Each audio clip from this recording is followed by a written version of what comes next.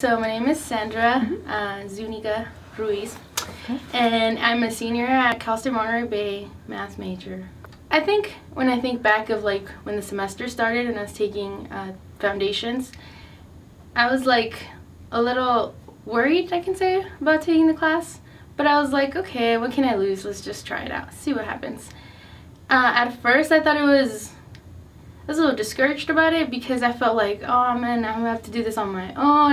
If I go to class, I'm gonna go to class and work on problems that I can technically do at home. So it felt like a little strange. As the class progressed, I think I began to start liking it a little more because I realized that I was now working more on my own, but at the same time I was changing a lot of the habits that I had as an individual in working in a math class. So one of the things that I believe that changed a lot in that semester was that I actually began working in a group. So I've been the type of person that I don't work in a group. In terms of doing homework or studying for a test, anything like that, no. I do that on my own. I do my homework on my own, I study on my own, and it totally works for me. So I felt like groups, I don't know. And that semester, I began working with a group of 3 other people. That was composed of 3 other people, so we were 4. And that definitely changed the dynamics of how I viewed mathematics in terms of the class and what I was working on. And that was one thing that definitely was like a shock. And then the second thing was the presentations. Yeah, public speaking for me, going up to the board and then telling and convincing everyone that what I was working on, not really something I really enjoyed. So it really pushed me out of my comfort zone.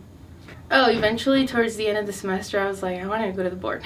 Yes, I did. I wanted Rachel to choose me to go to the board and show my problem or my proof. Also, another thing that with the IBL class was that it actually made you work, made sure that you did your work before going to class. So, because there are times when you're like, oh, I can do that afterwards. But here, no, if you want to be part of the class, you have to have your work. And so that was another change. And mainly when we worked with groups, in terms of the 4 individuals I worked with mainly, even though in our class we weren't one group, we were in separate groups.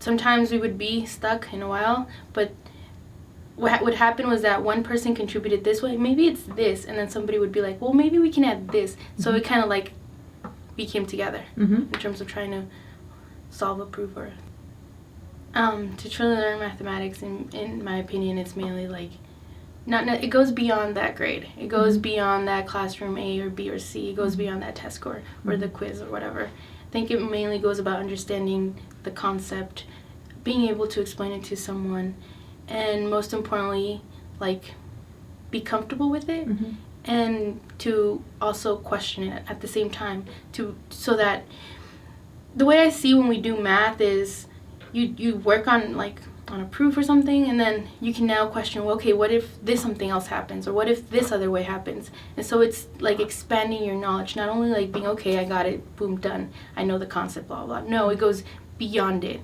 So that's how I see it. Yeah, I mean, I think IBL is different. It is different, but what I'm trying to say is it's something new, and sometimes as individuals we're kind of scared of new things, and so sometimes we tend to reject it.